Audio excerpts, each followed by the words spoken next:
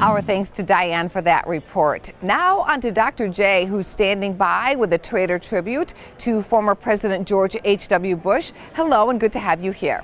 Well, it's very interesting, the results, what has happened since, of course, he was president and then his son became president, Angie, because a lot of the reasons and the focus of his later life when he became president, rather than the war hero that he clearly was focused in on Iraq and exactly, the invasion of Kuwait and so forth, and then the coalition in Gulf War I pushing them out of Kuwait, pushing Iraq out of Kuwait.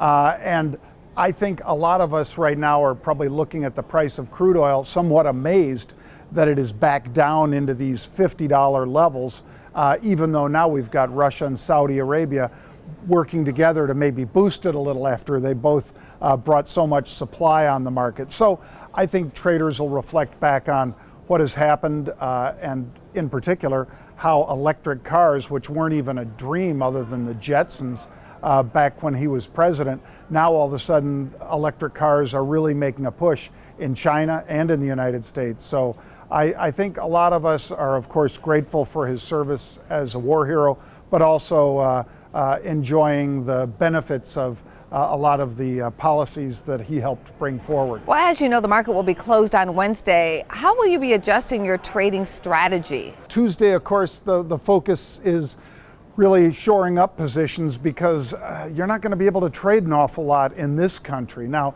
we both know that it's a 24/7 clock, 24 hours a day, virtually 7 days a week for markets like crude oil, gasoline, gold, bonds of some sorts, trade all the way around the world. But that daisy chain is going to be broken a little bit by the fact that the U.S. biggest market in the world is closed for the observation of this day of mourning for the president. So because of that, I think you shore up positions Tuesday, but they will be right back to work Thursday. It's not like Thanksgiving, for instance, when people go somewhere and then they start filtering back in.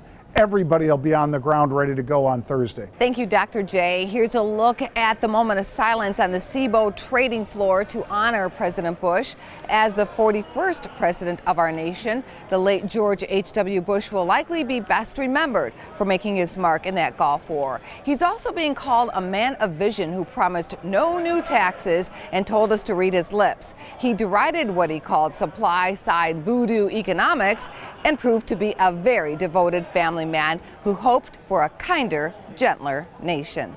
We will be right back.